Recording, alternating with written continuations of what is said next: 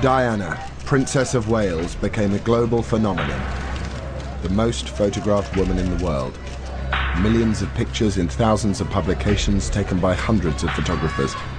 Her face made many fortunes. The Princess of Wales was our bread and butter. We depended on her. Diana's death in the car crash of August 1997 stunned a world that had lived her life with her.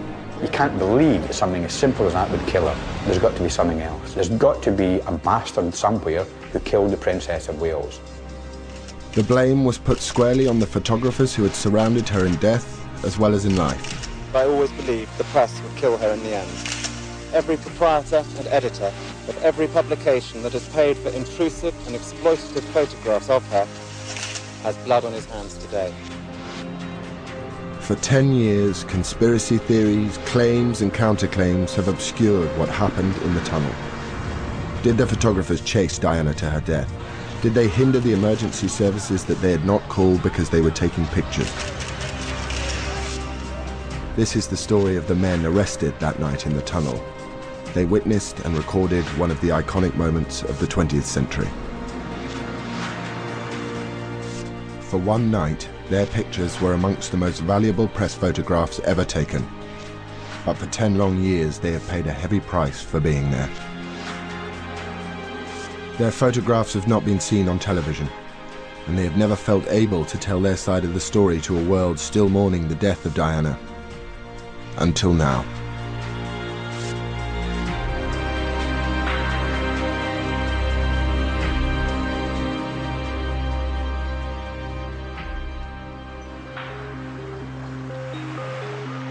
August sunshine on the French Riviera. Princess Diana was enjoying a holiday with her new man, Dodi Fayed.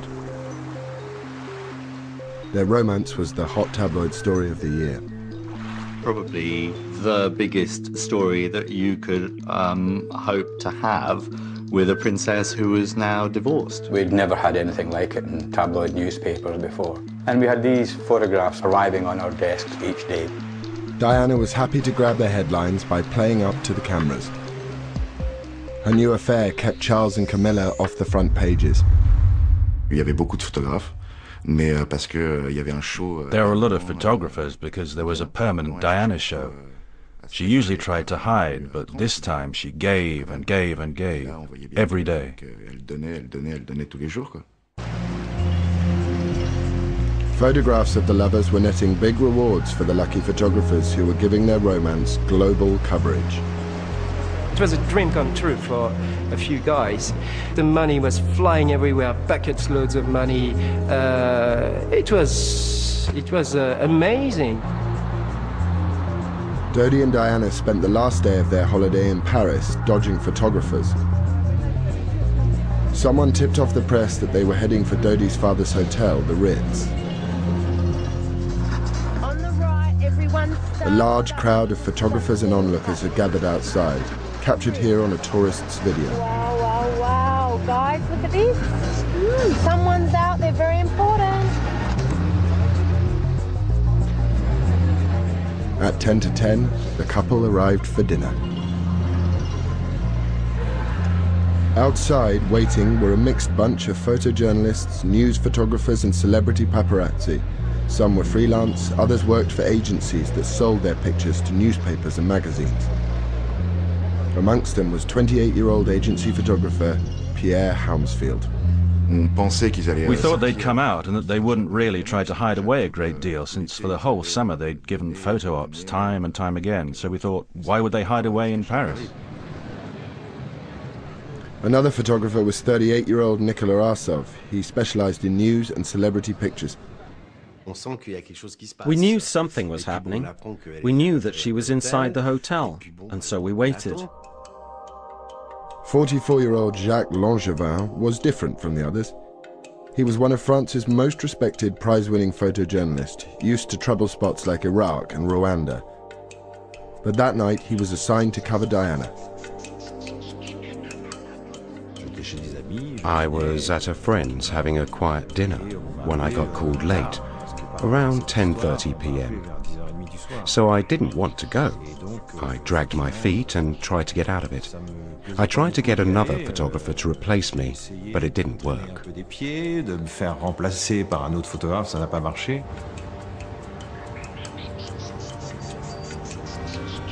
Langevin joined the press pack outside the Ritz. There he saw the hotel's acting head of security, Henri Paul, chatting to photographers. He wasn't discreet at all. For a security guard, his behavior was bizarre.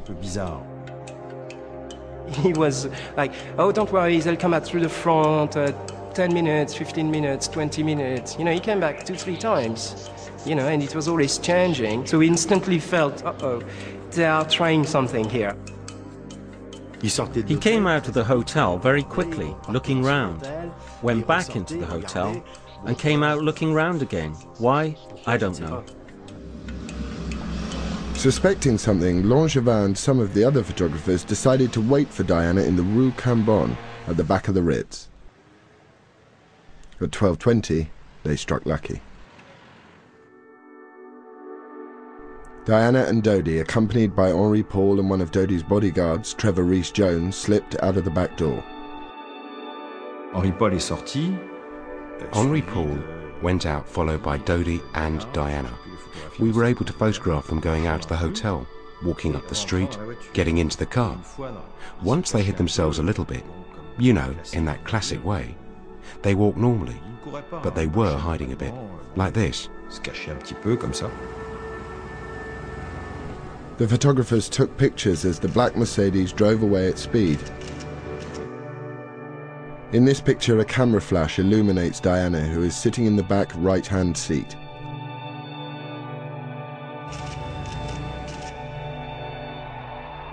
In this picture, we see Henri Paul at the wheel. Trevor Rees-Jones is in the front passenger seat, raising his hand. Diana is in the back with her head down. Dodi is on her left, but not visible. This is one of the last photographs taken before the crash.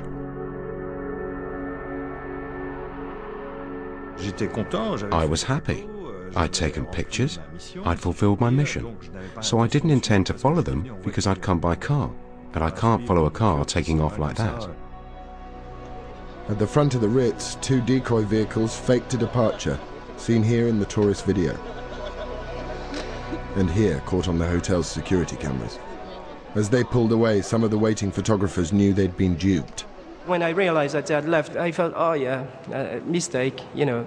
But again, it's a mistake, but, you know, shit happens. Nicola Arsov also missed getting shots of Diana. I said to the colleagues that were with me, right, I've had enough. I'm not going. Other photographers did give chase, in cars and on motorbikes. Some nearly caught up with the Mercedes by the Place de la Concorde. At the lights, Henri Paul sped off. He accelerated along the riverside, leaving the photographers behind. At 12:23, on August the 31st, 1997, he raced into the Alma Tunnel and into history.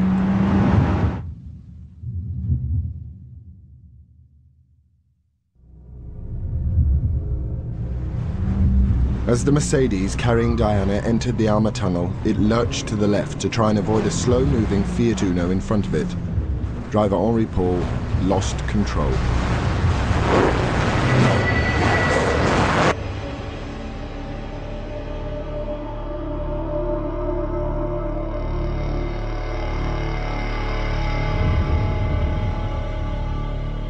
The car slammed into the 13th concrete pillar at 65 miles an hour.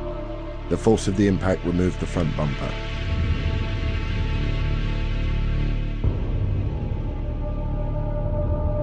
The car then spun round 180 degrees and smashed into the opposite wall. This picture shows the car in its final position, up against the wall, lights on, horn blaring, facing the direction it had come from. Dodi and Henri Paul died instantly. Trevor Rees-Jones was pinned in the wreckage and Diana was thrown into the rear seat well. No one had worn a seatbelt. News footage taken later that night shows the damage to the front of the car. The photographs used in this program were taken by onlookers as well as the professionals. Some of the photographers' pictures were printed in the French investigation dossier. These photographs are the most precise record of what happened during the first chaotic minutes after the crash. In them we see the actions of the photographers, police and onlookers.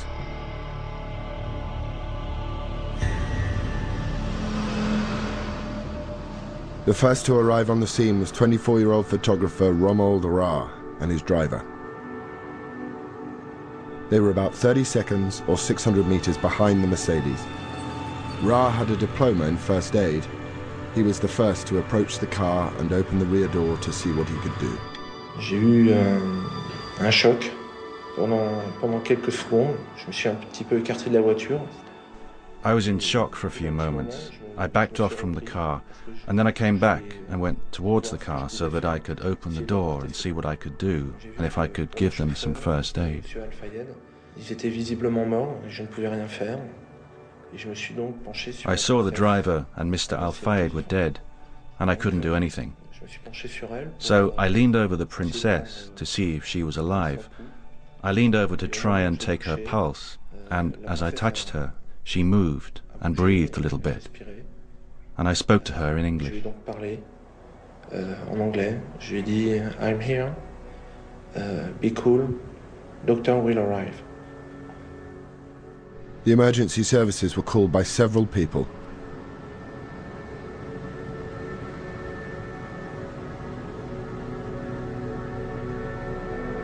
Next on the scene, amazingly, was an off-duty doctor trained in emergency medicine. Dr. Frédéric Maillet was driving in the opposite direction with a friend, Marc Butt, when they saw the wreckage. Maillet quickly assessed the condition of the car's occupants. I remember the left back passenger was apparently dead. Didn't breathe, didn't react, didn't show any signs of life. There was the front passenger who was still alive, shouting, screaming, because he was severely injured on his face. So at least he has kind of consciousness, kind of blood pressure, so he was not extremely urgent. And the left passenger was a beautiful woman. She didn't have any blood on her face, but she was unconscious and her head was down like that and she had difficulty to breathe. So she needed some assistance very quickly. Dr. Maillet rushed back to his car to get his medical kit and oxygen. Only now did more of the photographers who'd been following the Mercedes turn up. Tempers flared when one of them tried to take pictures inside the car. Romuald Ra told him to get back. It took me just maybe 1 minute to go and come back from my car. And these people, like 3 or 4 people, were walking around the wreckage. When I went inside the car to give assistance to the beautiful lady, they began to take a lot of pictures with a lot of flash. This is one of the earliest pictures taken. Many photographs of Diana were taken that night. We will not be showing her face. Diana is jammed between the front and back seats. Dr. Maillet is administering oxygen to her. I know it's very surprising for everybody, but I didn't recognize her because my attention was focused on so many other things. I didn't have time to try to understand who she was.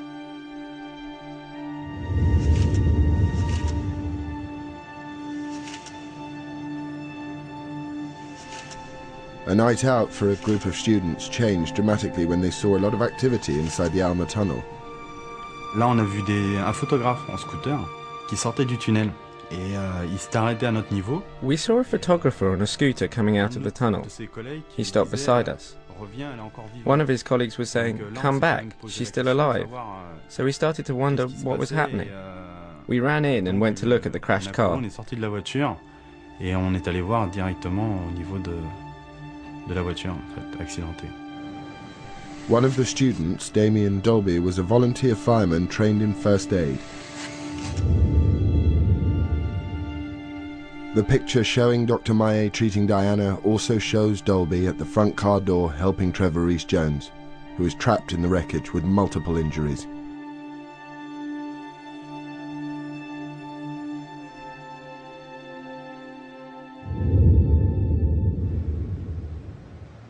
One of the accusations against the photographers was that they impeded the treatment of the injured. The thing that got to me was that they had very huge lenses and they were taking pictures very close to the car, almost even with the car door, very, very close. On avait décidé de quand même de repousser un petit peu les photographes, de laisser un petit peu de place. We decided to push the photographers back so as to leave some space for Damien and a doctor who was close to the car. We pushed them back without actually touching them. They showed no resistance. Ils n'ont pas insisté là-dessus, donc là-dessus ils sont reculés sans problème. They were probably very, very close, but at no time they hampered me doing my job. They didn't impede anyone from entering the car. They didn't climb all over the car or anything like that. They were just close, taking pictures.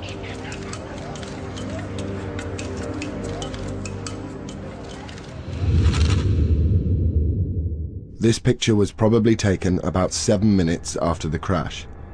By now, there are at least 12 people around the car, a mixture of onlookers and photographers.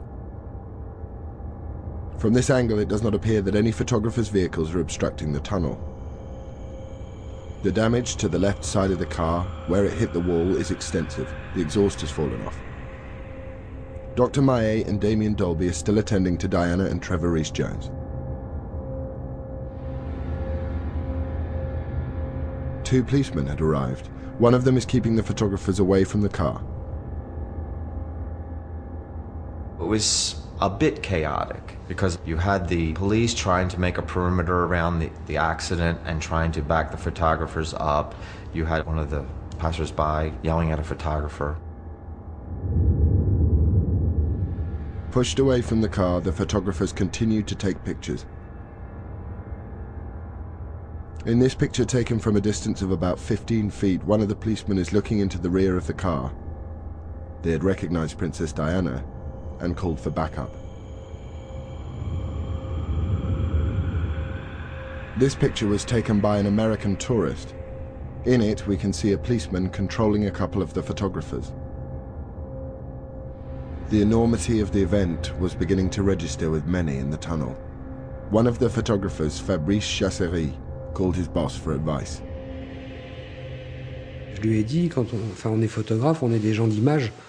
I said to him, we're photographers. We have to take pictures. We're not doing radio. We're not writers. We cover an event by getting pictures fast. I told him to take some very quick photos, come out of the tunnel, give me the films, and that I would handle it.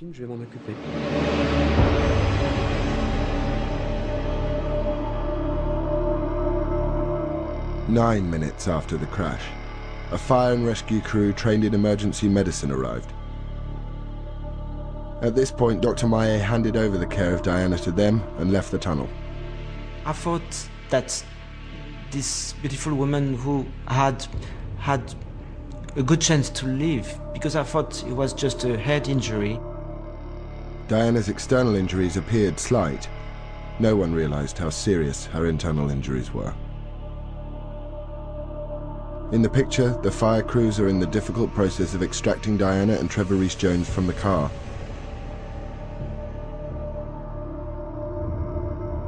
Jacques Langevin, who got his shots of Diana at the Ritz, was on his way home when he saw the crashed Mercedes. I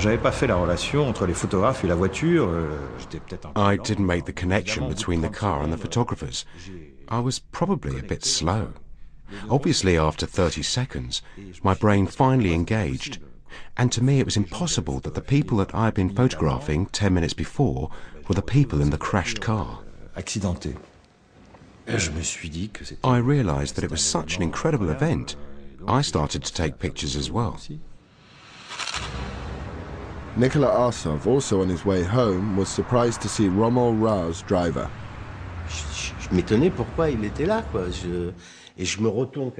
I was surprised. Why was he there? I turned like this because I was on my motorbike and I saw the car. Shit, a completely smashed up car with people surrounding it. And it's terrible. What am I going to say? But I said, they are completely messed up. But not for 1 second did I think it was Diana and Dodi's car. Not at all. It's he who said to me, "You don't understand." I said, "Understand what?" He said, "It's Diana's car."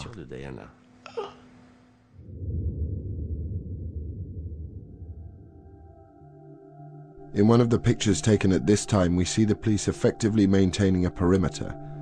The fire crew helped Diana and Trevor Rees-Jones unhindered.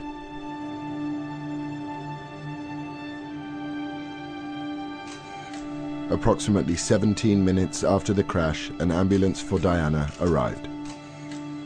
Because of the condition of the car and the nature of her injuries, it was some time before Diana could be transferred to it. Two photographers who'd missed Diana and Dodi at the Ritz heard of the crash and rushed to the tunnel. By the time they arrived, the riot police were there too.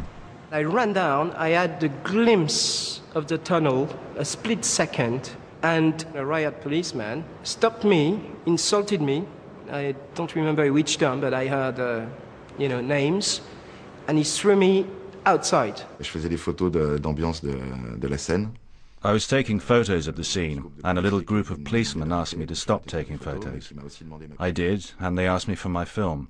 I really didn't want to give them my film.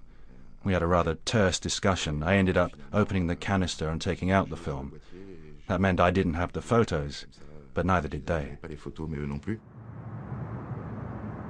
But some of the photographers had got their films out of the tunnel. Pictures of the injured Diana would be worth hundreds of thousands of pounds. In North London, Ken Lennox, picture editor of The Sun, was woken by his ringing phone. It was an unusual telephone call. A slightly panicked French-speaking photographer said he had got photographs of Diana being involved in a car crash, and I could have them exclusively for the UK for £300,000. My heart jumped. I didn't waste time. I had to see these pictures, but in principle I'd said yes to buying them. A few miles away, photographer and picture agent Lionel Chereau was also woken with the news. I got a call from somebody in Paris who's got pictures of the accident. So I said, yes, please get hold of these pictures and arrange to have them wired. In Paris, the police chief, Philippe Massoni, had sealed off the tunnel. À partir du moment où il est arrivé, on a été pris dans la nasse. From the moment he arrived, we were caught in a trap. They moved us away, loads of back off, and then they told us to go to the end of the tunnel. D'aller au fond du tunnel. They said to us, "You photographers," and put us against the wall, brought us our bags. "Is this yours, or this one, or this one?" And everyone had their photographer's bag at their feet. And there they searched us as well. Every policeman patted us down to see if we had hidden films. Martine Montet, head of the elite criminal brigade, had the photographers questioned. She quickly gave the order that they be held on suspicion of causing the accident. We didn't have any witnesses because it was the middle of the night. Very few people, well, no one saw what really happened. However, we quickly understood the paparazzi were behind and around the car, a bit like an escort, if you like. They were trying to take photos of them and find out where the car was going. It wasn't anything extraordinary because they are notorious for it. C'est leur notoriété.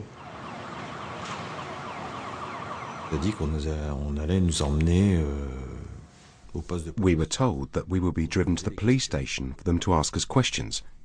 I thought it would be questions because we were witnesses, but nothing more. Étant donné qu'on était peut-être des témoins, mais pas plus. 6 of the photographers and Romuald Ra's driver were put into a police van. Pierre Sue watched as they were driven away. We saw CNN putting the camera up and zooming on the guys. We went like, this is not good, because what does it mean? It means it's them, they are the murderers. They are guilty. The photographers in the van believed they were simply witnesses to a terrible accident. They had no idea of the ordeal that lay ahead.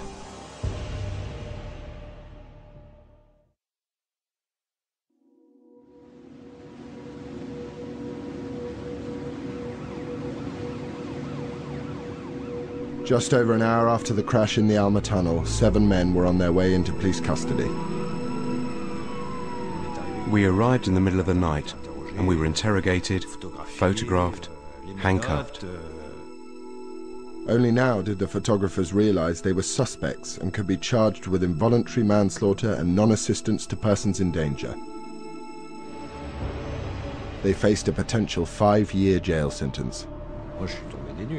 I was stunned when I heard that. They'd gone mad, I thought. Me, I refused to sign that accusation. I thought it was ridiculous and stupid. We hadn't done anything. We had a press card. We were journalists, and here we were in a Paris police station. And we were completely naked, in front of all the police. I couldn't believe it. I only had a camera.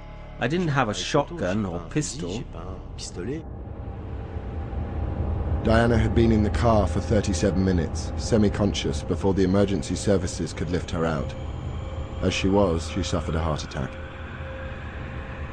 It took 40 minutes to stabilize her before the ambulance could set off. Photographer Pierre Sue saw it come to a halt minutes later. You can, from there, see the entrance of the hospital. Virtually, you can see it. It's about 400-500 yards away. And the ambulance stops. So we go, uh-oh, something is getting worse. And it lasted for ages, a good 15 minutes. Yes, we understood that the situation was critical inside.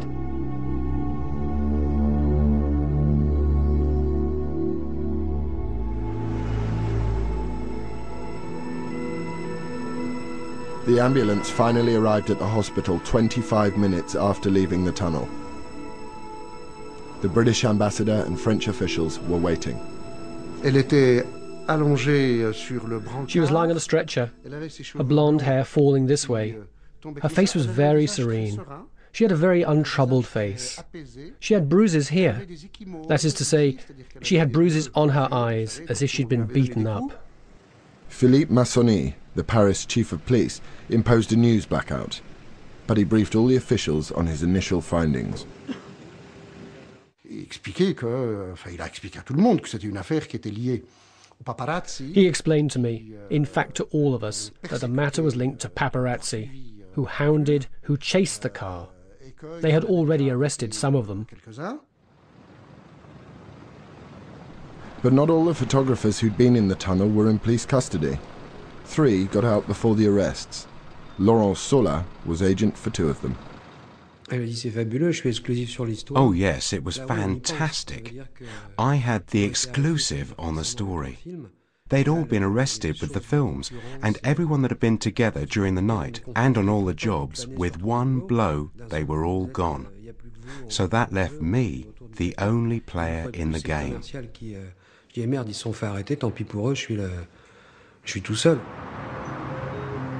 In London, Ken Lennox, wearing his slippers and an old tracksuit, rushed to the Sun offices to see the photographs sent from Paris.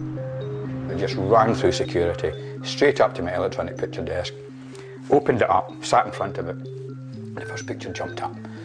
And I knew right away that we had to have them because she had a trickle of blood coming down her forehead, but she didn't look badly injured. There was no horrific injuries to her at all. So it was a great publishable story. It was going to be absolutely sensational. At the same time, Phil Hall, editor of The Sun's sister paper, The News of the World, was looking at his own set of photographs. I remember sort of looking across and seeing a slightly furtive look on their faces and think that somehow they think they've got this to themselves, and almost laughing to myself and thinking, come on, this is going to be a huge story if this story develops. Any story involving Diana was front-page news, but this promised to be the biggest ever. The world's media were starting to wake up to the events in Paris. The phone went alongside the bed, and it was my editor at the time saying, Dodi's dead and Diana may be dead. And using extremely fruity language, I thought this was a wind-up. I said, you know, don't wind me up. It's 1:15 on a Sunday morning. He said, no, this is true. Dodi's definitely dead. There's been a car crash. Can you come in?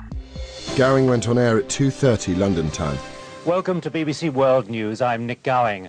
Diana, Princess of Wales, has been seriously injured and her companion Dodi Al Fayed has been killed in a motor accident in the French capital, Paris. Reports say a vehicle carrying the princess and her entourage was being chased by a carload of paparazzi photographers. At News International, the mood rapidly changed from excitement to shock, as reports suggested the paparazzi were to blame. One of my first thoughts, and I remember saying it in the office, was that, gosh, if one of these photographers has caused this accident, we're all going to be in trouble. This could be the end of the free press as we know it, because there'll be a massive, massive backlash against us. I felt sick. I felt anxious about it all. I knew that my photographers would be in trouble on the streets, and it didn't look good. One of the few voices to challenge the report blaming the photographers for Diana's accident was James Whittaker. I'm now joined by James Whittaker, who is the royal correspondent for the Mirror newspaper. There's one thing with the paparazzi following, but the driver doesn't have to drive in such a way that an accident is then caused. What I did think was, how can these people just blame the photographers for doing it? They haven't got a clue what's going on. It wasn't the BBC who were making this judgment about paparazzi. It was already beginning to come out from a number of people. It's the damn paparazzi who were chasing the princess and caused the car to have this serious smash. Whilst who was to blame filled the airwaves, the photographs taken in the tunnel were fetching record-breaking prices. J'étais pratiquement à 20 millions de francs. Il faut faire la conversion, mais c'est énorme. I was practically at 20 million francs. If you do the conversion, it was enormous. An example is that it was double that offered for the photos of Fergie and her charming finance man doing stuff to her feet. At The Sun, heated discussions were taking place about the pictures showing Diana in the crashed car. We looked at the photographs again. He said, what do you think? I said, well, if it doesn't get any worse, we can use these all over the place. If it does get worse and Diana dies, we can't use them anywhere. And he agreed. But it was like a conversation that you didn't really believe was going to happen. I couldn't believe that Diana was going to die.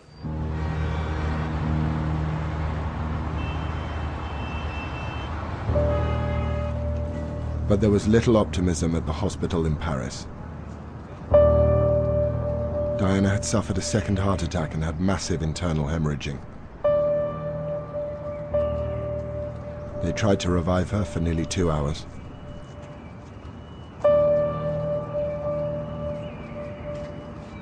At 4 o'clock in the morning, the chief of police was informed by a doctor who came out and said, "It's over."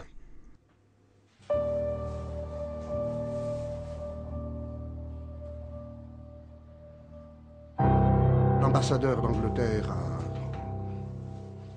s'est effondré en larmes. The British ambassador fell apart.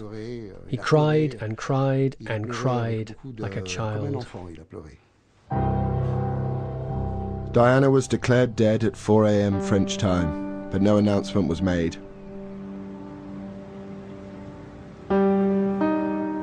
I got a phone call from the Paris-based photographer saying that he thought it was getting very serious. He had seen someone he recognised from the British Embassy. He thought a first secretary, coming out of a room, leaning against the wall and sliding down the wall. And he just assumed that he was the bearer of bad news. By 4:30-ish, we essentially knew that she was dead.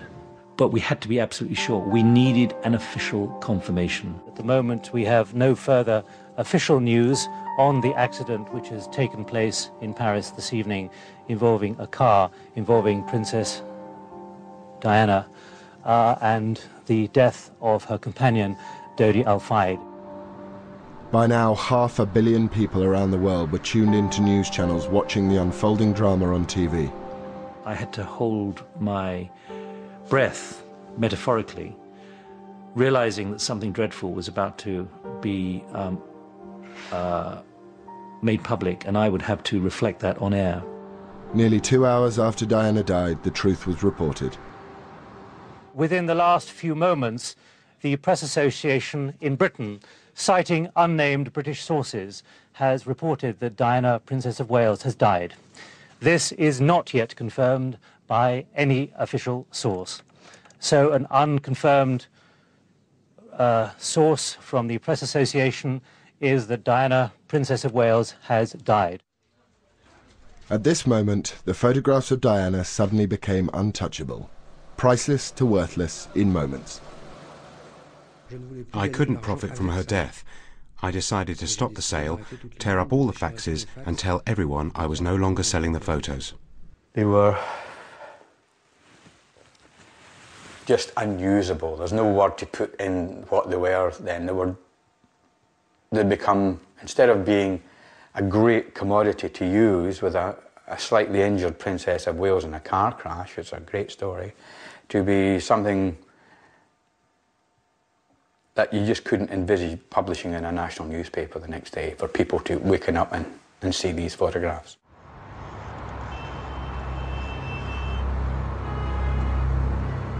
At 6 a.m. in Paris, the French Interior Ministry officially announced Diana's death and put forward whom they thought was to blame.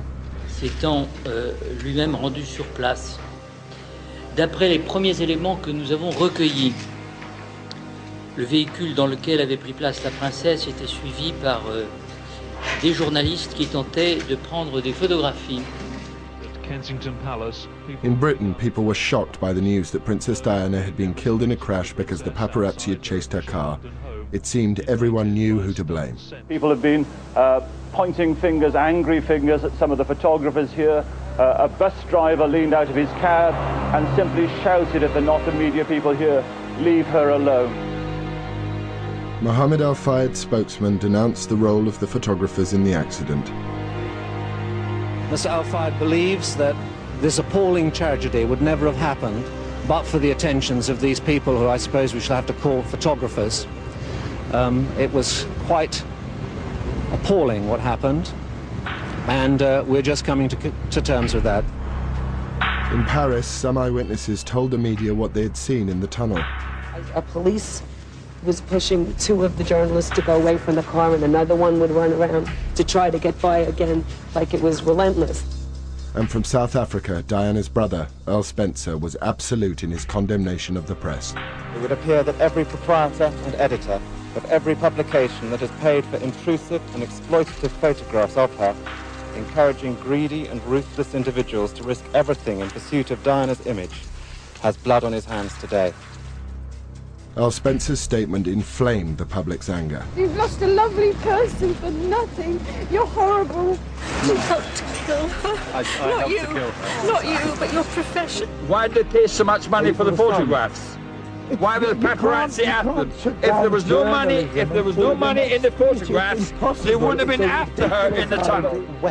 In response to the public mood, some in the press began to distance themselves from the photographers. But as long as, frankly, the public want to buy this sort of tasteless material, many of us are deeply embarrassed. I feel embarrassed to be part of the same trade as the paparazzi. From day one, it was like a tidal wave had landed on the photographers. Without proof, without really knowing what had happened or waiting for any sort of conclusion to be drawn, it was the photographers who were thrown to the mob. It was their fault. It was them. And there wasn't even any point in having a trial because it was them. For sure, they killed her.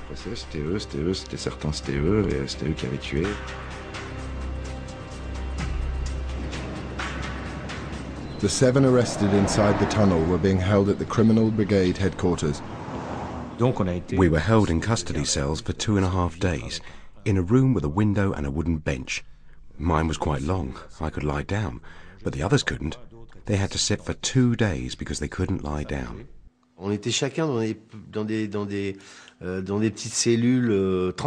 Each of us was put in a transparent cell with a neon light above. I had no idea whether it was day or night. It was all psychological. Vous voyez ce que je veux dire? Mais tout ça, c'est psychologique.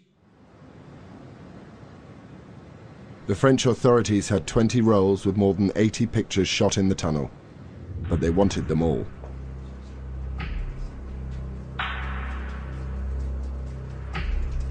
Across Paris, photo agencies were raided and told they faced 3 years in prison and £30,000 fines if they sold any of the pictures. Laurent Sola didn't want to give up his negatives, but went voluntarily to the criminal brigade. Il y a une première fouille. The first strip search is done when you're stark naked. It's like in the movies, except you're not an actor. You are stark naked. A guy with fat fingers searched me. At this point, it's no movie. Taking a fat finger up your ass. Eventually, Sola handed over his negatives. The operation to get the photographs spread across the channel. In London, Lionel Chereau reported a break-in at his home. A crime prevention officer came to his house.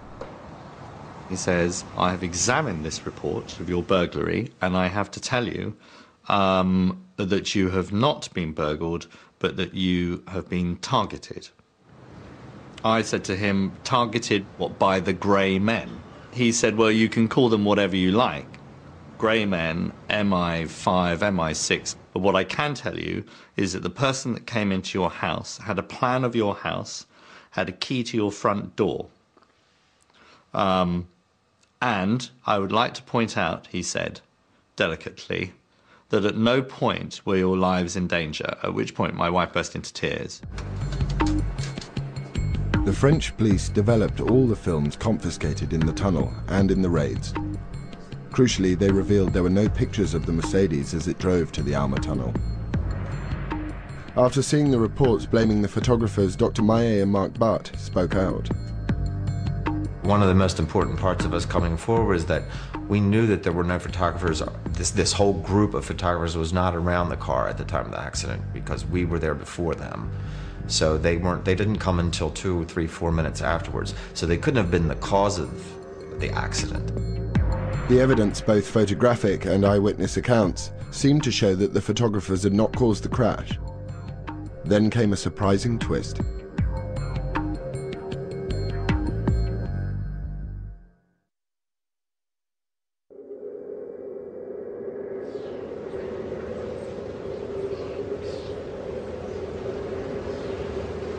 The world was in shock. A day after the death of Diana, Princess of Wales, the French police were still holding 7 men in their cells despite the lack of evidence against them. Then came a stunning revelation. The Paris prosecutor's office disclosed today that the driver of the car in which Princess Diana was fatally injured had an illegal blood alcohol level. He's said to have been more than 3 times over the French limit and twice the British one. Henri Paul's employer, Mohamed Al-Fayed, insisted the photographers were at fault. The way these people went along, John, it was like the Wells Fargo stage surrounded by Indians, but they weren't firing arrows, they were firing these blitz guns. And you know, after the accident, those motorcycles were left deliberately or accidentally in such a way that the emergency services were delayed by 10 or 15 minutes in getting there. The accusation against the dead driver Henri Paul did not keep the 7 men out of a French court. On Tuesday, the 2nd of September, the photographers went before the judge. The police have asked that 2 of the photographers believed to be more seriously implicated should be held here in custody. But by the end of the day's proceedings, the other 5 will have walked free. Yet despite their profession and their claims of innocence, none of them has chosen to come out here and face the cameras. On a servi de plat.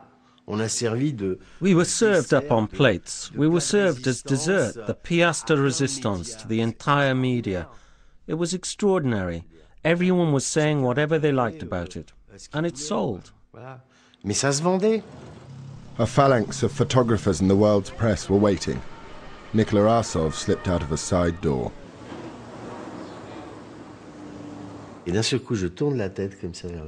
Suddenly I turned my head like this, and I saw hundreds of journalists. And then I carried on walking ahead of me without turning round. Then, on the other side of the Seine was Mr. Sieper, my boss, who was waiting for me in his car. And once I was in his car, I cried like a baby. Because you empty yourself. It's the tension, the pressure. You crack up. Ouais, vous craquez, quoi. Un moment, Diana's funeral at Westminster Abbey, a chance for the world to express its grief at her untimely death. It is a point to remember that of all the ironies about Diana, perhaps the greatest was this. A girl given the name of the ancient goddess of hunting was, in the end, the most hunted person of the modern age. When Diana's brother spoke out against the media, the crowds were with him.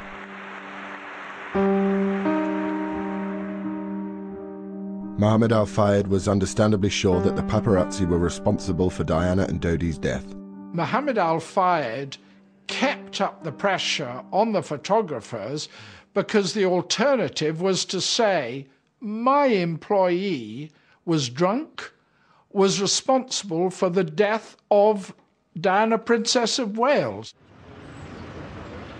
After 2 years, the French completed their investigation and cleared all the photographers of causing the accident. But Al-Fayed refused to accept their findings. He continued his legal battle. In February 2006, 3 of the photographers were found guilty of breaking French privacy laws and were ordered to pay him €1 each, the smallest fine a French court could set. For the photographers, it was traumatic. For some, work dried up, and others changed their profession. Today, few wish to speak of what they saw and the pictures they took. We were really affected. I mean, we couldn't hang around in the street with a camera without being a murderer. If you were with a camera on the Champs-Élysées, it was, oh, a paparazzi. Any lens size, it was like, he killed the princess. I couldn't go into an enclosed space. I couldn't. I felt not very well. It was the event of the century. You were there, but you didn't ask to be there. For me, it was a trap. A real trap. I'd have preferred if it had never happened to me. There's always going to be that question mark. They were there. What did they do? What did they not do? Controversially, since the crash, some photographs have been published in the Italian and German press, and in 2006 a book about the French investigation revealed more pictures. But most of the 80-plus photographs taken that night remain locked away in police files, imprisoned by our sensitivity to the memory of Diana. They were published here, there's no doubt about it. They're part of the history, and they are, in a way, a full stop to the Diana story.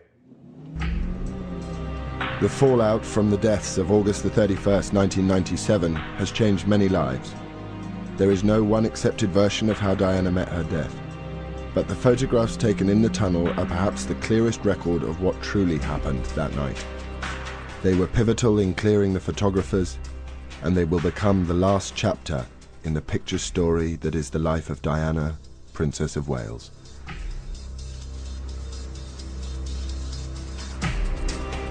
You can let us know your views about tonight's Diana, the witnesses in the tunnel, at channel4.com/Diana debate. And we've scheduled an additional programme later this evening in which the issues raised will be debated. Krishnan Gurumurthy chairs Witness in the Tunnel, the debate, at 11:05.